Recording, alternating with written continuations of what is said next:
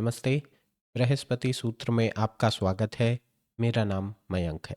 Broken window fallacy के distraction से economy का कोई फ़ायदा नहीं होता है। जैसे वो एक एग्जांपल देते हैं कि मान लीजिए एक बेकरी थी और उस बेकरी में एक शीशा लगा हुआ था, खिड़की का शीशा था, जिसे किसी नटखट नादान बच्चे ने पत्थर उठा के फेंक के उसको तोड़ दिया। अब वो बेकरी का जो ओनर है वो तो काफ़ी गुस्सा हुआ क्योंकि उसका नुकसान हो गया। अब उसको ये खिड़की का शीशा ठीक कराना पड़ेगा और इसमें से $50 लगेंगे या 5,000 रुपये लगेंगे, जो भी खर्चा होगा वो लगेगा।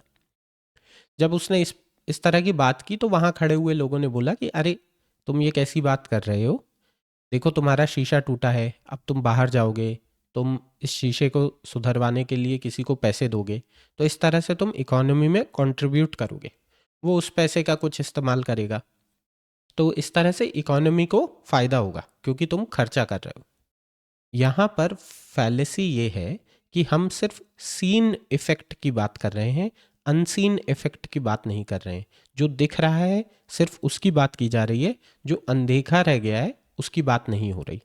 हेजलिट ये तर्क देते हैं, अगर ये खिड़की ना टूटी होती तो उस बेकर को वो 5,000 रुपये का खर्चा उस खिड़की को ठीक कराने में नहीं करना पड़ता और वो हो सकता उस 5,000 रुपये को किसी और चीज़ के लिए यूज़ कर लेता। शायद वो उससे एक सूट बनवा लेता और किसी टेलर को पैसे देता।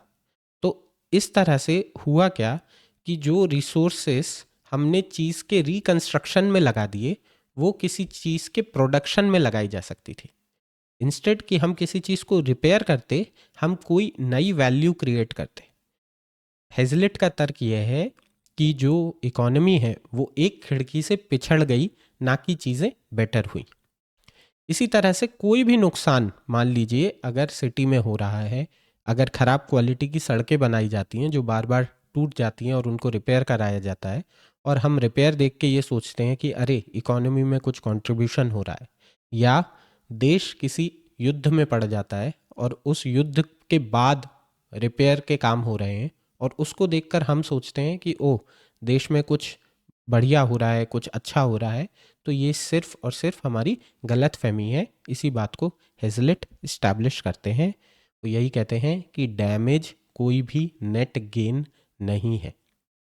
जो रिसोर्सेस रिपेयर में लगे वो रिसोर्सेस किसी नए प्रोडक्शन में लग सकते थे, और क्योंकि वैसा नहीं हुआ तो जो अनसीन अपॉर्चुनिटी कॉस्ट है, जो ना दिखाई देने वाली अपॉर्चुनिटी कॉस्ट है, वो मैटर करती है। यही तर्क हेजलिट दे रहे हैं।